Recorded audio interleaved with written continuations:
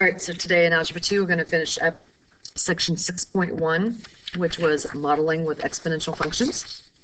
So we left off right here, model with exponential functions. So the first one, it says the population of a large city was about 4.6 million in the year 2010, and it grew at a rate of 1.3% for the next 4 years. So first it says what exponential function models the population of the city over that 4-year period. Right? Our exponential functions, remember from yesterday, look like the form y equals a times b to the x power. Let's take 1.3% and change it to a decimal. So that is really 0.013. Okay? So let's look at the beginning population. So our beginning population, which is the year 2010, we know that's 4.6 million. So then the first year, which would be 2011, is going to equal 4.6 million plus 4.6 times 0.013 to get that rate, right? How much they went up as, which is really the same thing as we remember from previous years in Algebra 1. If I want to multiply 4.6 times 0.013 and then add that back to the 4.6, if I want to do away with having to add it back to the 4.6, if we just add that 1 in front, so I can really do 4.6 times 1.013, and that way I don't have to add it all back together. And this is going to equal approximately 4.6598. So then let's look at the second year, which would be 2012. So I know that's going to be the 4.6 times the 1.013 times 1.013 again, or I could say squared, which is equal to 4.72. The third year, which would be 2013, would be 4.6 times 1.013 quantity cubed. The fourth year, which would be 2014, 4.6 times 1.013 to the fourth power. So do you see the pattern, what we're doing? So let's write out what are we doing here. So the population is equal to the beginning population times the growth rate raised to the number of years since 2010. So we wrote it out in words, so now let's put some math symbols in there. So we're going to call population P equals the beginning population. In this problem, the beginning population was 4.6 million, so 4.6. Our growth rate we said was 1.013 raised to the, we'll call it T power, where T will be the number of years since 2010. So there's our equation. So then part B now says, okay, if the population continues to grow at that same rate, what will the population be in 2040? So I need to figure out what is my T going to be. So how many years has it been from 2010 to 2040? So 2040 minus 2010, we're looking for when T is 30. So we just want to take that equation we just wrote, 4.6 times 1.013, and raise that to the 30th power.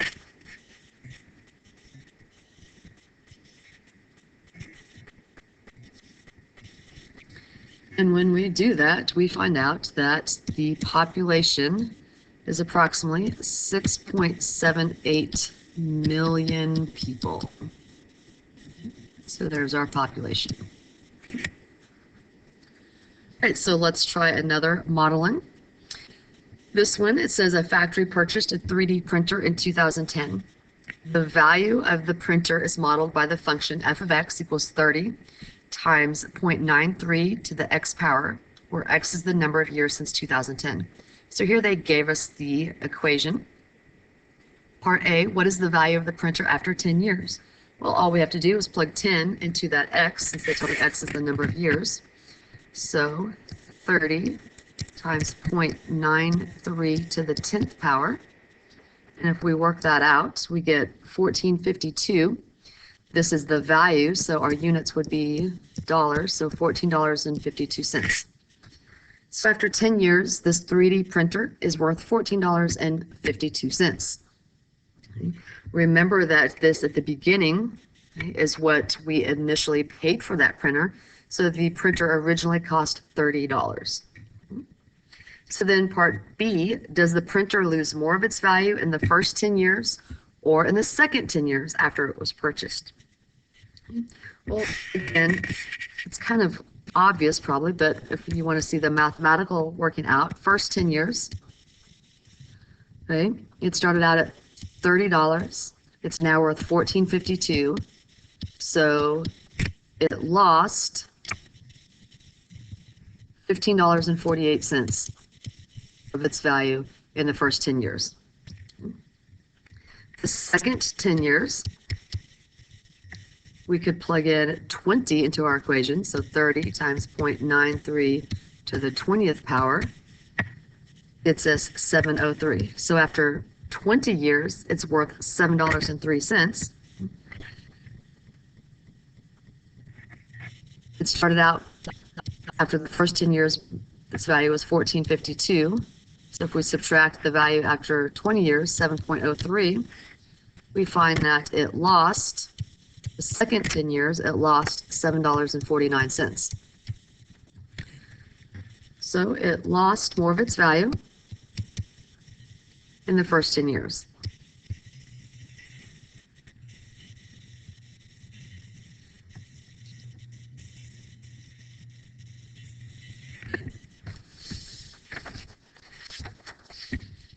All right, next page. So now we're going to get the official definitions of exponential growth and exponential decay. We've been looking at exponential growth and exponential decay yesterday and those last two problems that we just did. So it tells us that these functions model quantities that either increase or decrease by a fixed percent during each time period. Given an initial amount A and the rate of increase or decrease R, the amount A of t after t time is given by. So if it's an exponential growth, it's going to look like A times the quantity 1 plus R to the t power. A has to be greater than 0, B has to be greater than 1. So B is equal to 1 plus R. So basically, if what's inside parentheses is greater than 1, we know it's a growth. Exponential decay, the only thing that changes is now it's 1 minus R, and B has to be between 0 and 1. So the B we would find by taking 1 minus R. So in order for it to be a decay function, whatever's being raised to that exponent has to be between 0 and 1. The growth or decay factor is equal to B, and it's the ratio between two consecutive Y values. Also, I want to make very, very clear when we were graphing these yesterday, we looked at some that had a negative out in front. When you have a negative out in front, that is neither a growth or a decay. That negative tells you it's a reflection of a growth or a decay. Okay? So we're going to start out with interpreting an exponential function. The car was purchased for $24,000. The function y equals 24 times 0.8 to the x power can be used to model the value of the car in thousands of dollars, x years after it was purchased. First, does the function represent exponential growth or decay? And again, you might think, well, it's kind of obvious that cars are going to lose their value over years, right? Unless, of course, we're talking about our antique cars. Right? But again, we see that our factor, our B value here, so B is equal to 0.8, right? Or the B plus R, B minus R, okay? We have 0.8 that's being raised to the x power. 0.8 is less than 1, therefore it is a decay. So it says, what is the rate of decay for the function, and what does that mean? So remember that B is equal to 1 minus R. So in this problem, our R is the 0.8. So B is equal to 1 minus 0.8, which is 0.2. So our rate is 0.2 as a decimal, but we want to change that to a percent. So that becomes 20%. So what does this mean? This means that the value of the car decreases by 20% each year. So now it says use a graphing calculator to graph the function on a reasonable domain. What do the y-intercept and the asymptote represent? And when will the value of the car be $5,000? Okay. We could do this on Desmos as well. Okay. So let's talk about first what kind of domain and ranges we should look at here. The domain. We paid $24,000 for the car, so we don't need anything higher than 24, right? We're not going to do 24,000, right? We'll just say that we are looking at thousands. So if we have a scale of 1, it's really representing 1,000. So if we went from 0 to 25 for our domain, that would be a reasonable domain. Right? And then our range,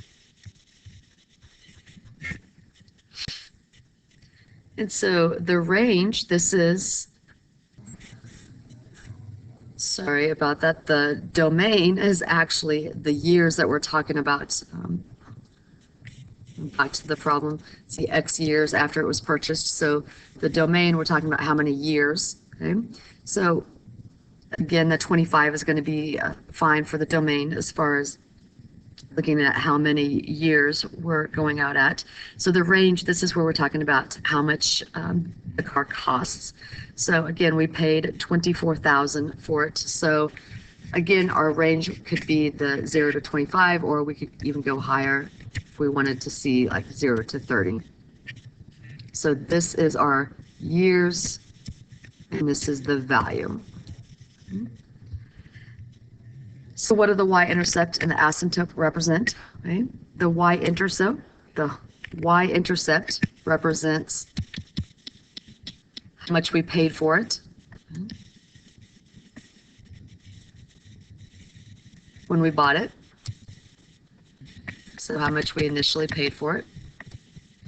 The asymptote represents that what it's never going to cross. Okay?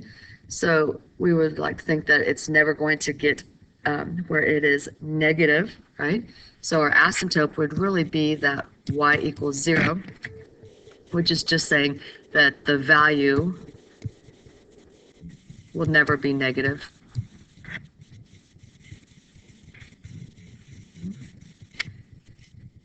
So now it says, when will the value of the car be 5,000? So the value, that's our y's. So look at on the graph, when y is equal to 5, we want to know what is x. And so again, this is just going to be an approximation. Again, either using our graphing calculator or Desmos, we will see that x is approximately 7. So after 7 years, the car that we purchased would be worth about $5,000. We paid $24,000 for it to begin with. After 7 years, it's worth about $5,000 now. Let's look at another one of these. This one says 220 hawks were released into a region on January 6, 2016. The function f of x equals 220 times 1.05 to the x power can be used to model the number of hawks in the region x years after 2016. Part A, is the population increasing or decreasing, and explain. It is increasing. This is an exponential growth. As we see, 1.05 is greater than 1, therefore it is a growth function. Part B, in what year will the number of hawks reach 280?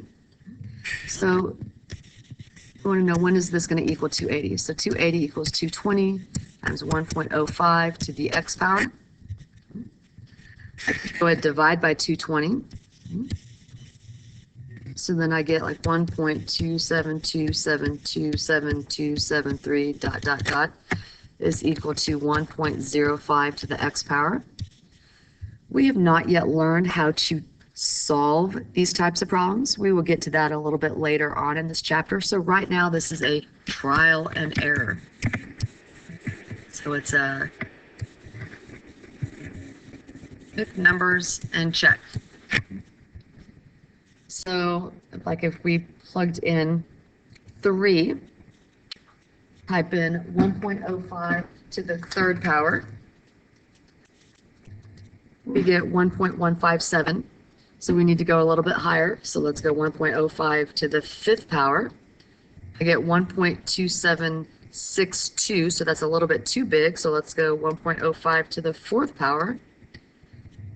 And I get 1.2155. So it gets me a lot closer. So somewhere between 4 and 5.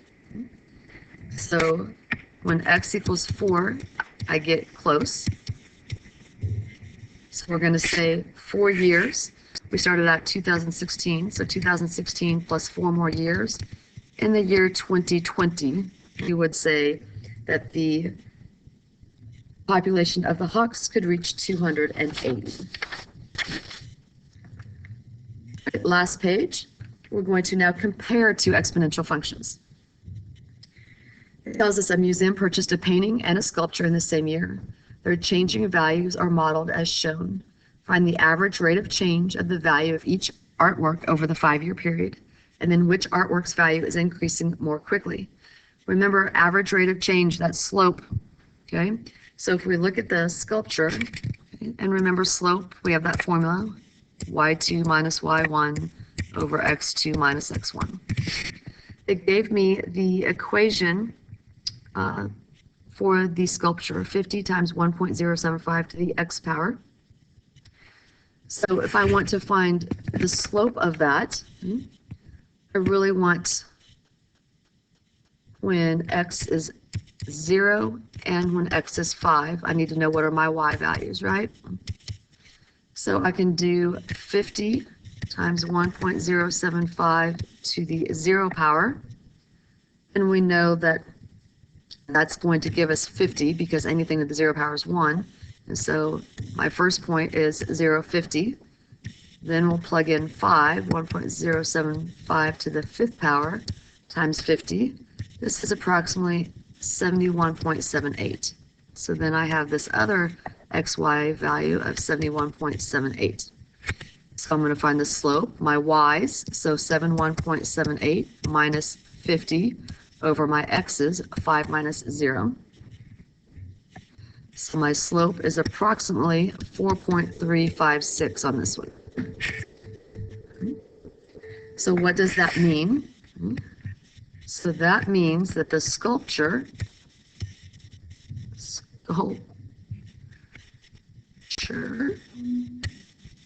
average value of increase at a rate of $4,356 per year.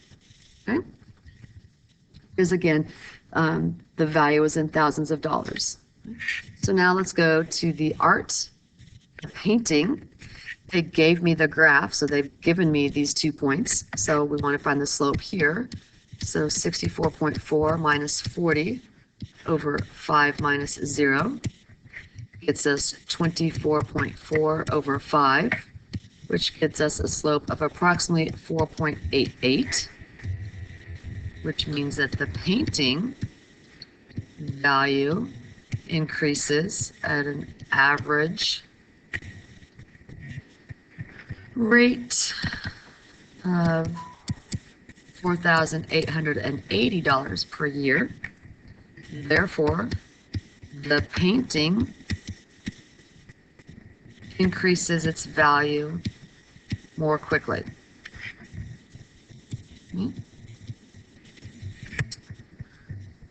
And then number 2 says, in the previous example, will the value of the painting ever surpass the value of the sculpture according to the model, and explain? Okay, so the painting, we see it is increasing at a greater average rate than the sculpture. So yes, the painting will eventually be more valuable than the sculpture? Okay, so we could say yes, the painting is increasing at a greater